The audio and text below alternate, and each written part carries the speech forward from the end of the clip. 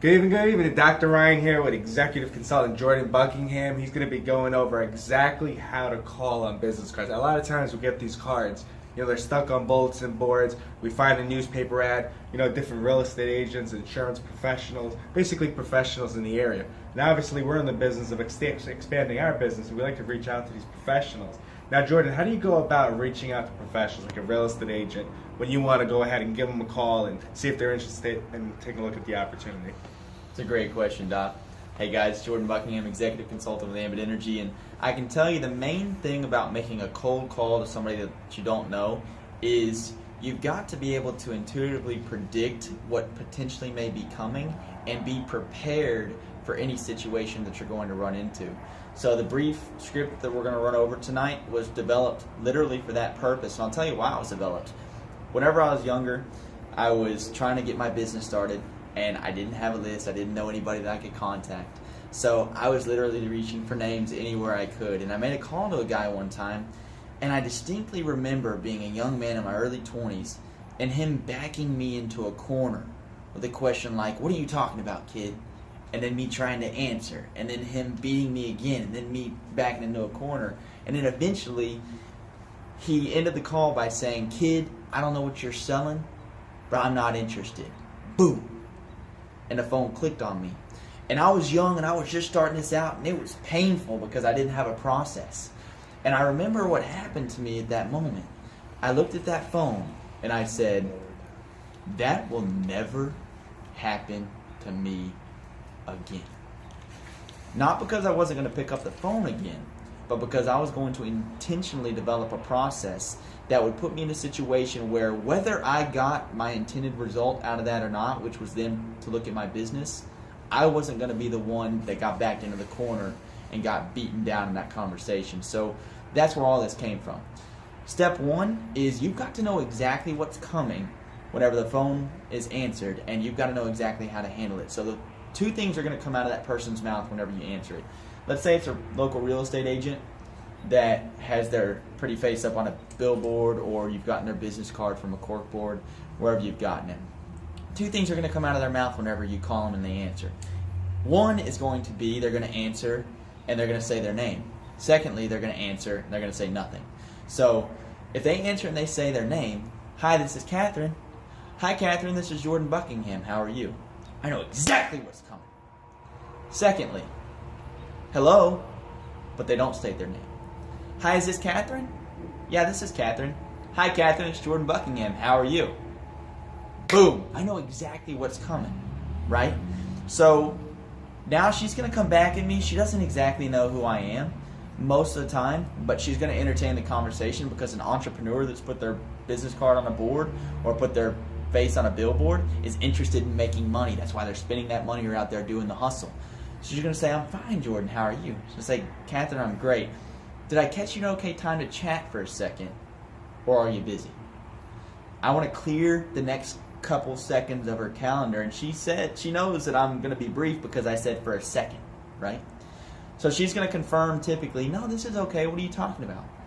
I say, "Great. Well, Catherine, you don't know me, but I'm an entrepreneur. I'm expanding my business in the New England market right now, and I actually found your business card on a corkboard at Starbucks. And this is kind of a random conversation, but it's been my experience that people that are out there hustling, putting their business cards on corkboards, are typically interested in making money. So, Catherine, I really just had a simple, straight-up question for you. Are you at all keeping your options open in terms of creating any cash flow in addition to what you're currently doing now in the real estate profession?" I just want to know if she's open. So ding, ding, ding. Number one is an "are you open" question, okay? So she's typically going to come back with me at one of two different ways. She's either going to say yes, heck yeah, what have you got? Or the most logical answer and what comes most is, yeah, but it depends on what you're talking about, okay? At this point, you better have something to come back with if they throw the "what is it" at you, or you're going to get backed into a corner. I'm just telling you straight up, that's the one question that beats everybody out of their dreams because somebody backs them into a corner and beats them out of their dreams by saying, "What is it?" and then challenges them as they start to go into the valley of death. I'm not going to the valley of death. I know what I'm doing. I'm going to give them a brief description of what I'm talking about, basically a little bit of information without talking about ambient energy. So I just say, well, Catherine, I'm spearheading the expansion of an energy company out of Dallas into some major markets. Right now, New England is my focus, and particularly the Boston, Massachusetts market. And I'm looking for a few sharp people to help me do that. Catherine, I'm not sure if this would be interesting to you or not, but I can definitely tell you it'd be worth 15 minutes of your time to check out, because even if it's not interesting to you, entrepreneur to entrepreneur, if you connect me with the right person, you could get paid for the rest of your life for connecting me with the right person. So it's definitely worth a little bit of time to your checkout. I'm going to be in your area Tuesday morning around 9 o'clock. Would you be open to gathering a little bit of coffee with me, 15 minutes? I'll buy you a cup of coffee, show you what I'm working on. Okay, so now she's come back at me with a what is it. I haven't given her any information about ambit energy. It's relatively vague, right? But this is another point, and I'm coming in with an agenda. Okay, everybody needs to know that you have an agenda when you're calling someone. A professional is going to appreciate the fact that you've addressed that and gone right into it. Okay, so step 2 is you've got to have something to come back at the what is it question, which is vague enough that you don't give any information about ambit energy so that they can't make an uninformed decision, but it keeps you in the running for what you want, which is the exposure. And then finally, most of the time, either on step 1 or step 2, they've submitted and gone into my request of getting them access to the information either online or in person, or step 3 is going to happen.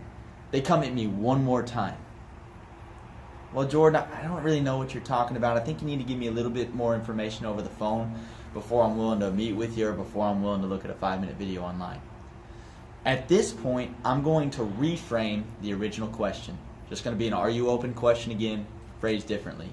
Well, Catherine, what I mean is, if it wouldn't interfere with your real estate practice at all, meaning you could keep doing that full-time professionally, do you at all keep your options open in terms of creating any extra cash flow on the side on top of what you're doing there? Right? So something along those lines. It doesn't have to be perfect, guys. It doesn't have to be the exact wording, but it's basically a reframe of the original question.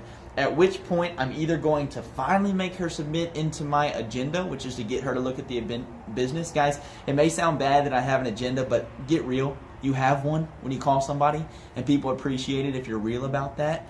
But finally, she's either going to come back at me in, yes, I'll go down the path that you're talking about, or she's going to come back again wanting more information. And at that point, I will take the business away if they're not willing to go into the path that I want them to go down. Because guys, if you're not doing proper invitation, presentation, validations with proper exposures, you're not going to recruit any consultants anyway. Okay? So if they're not willing to go through the process that we've been given by incredible leaders like Ray Monty and Pat Flander that's out there with the invitation and presentation validation, you might as well not show them the business. Seriously. At that point, I'll take it away. Listen, Christina, I really appreciate you answering the phone today, but this is obviously not something you're willing to look at right now. I've got a very specific process that I like to put people through, and it takes about 15 minutes either on the phone or on a computer. So if you're not willing to do that right now, I really appreciate your time, appreciate you answering the phone, but you have a super day. I got a few more phone calls to make, and I'm done. She has no idea what I'm talking about.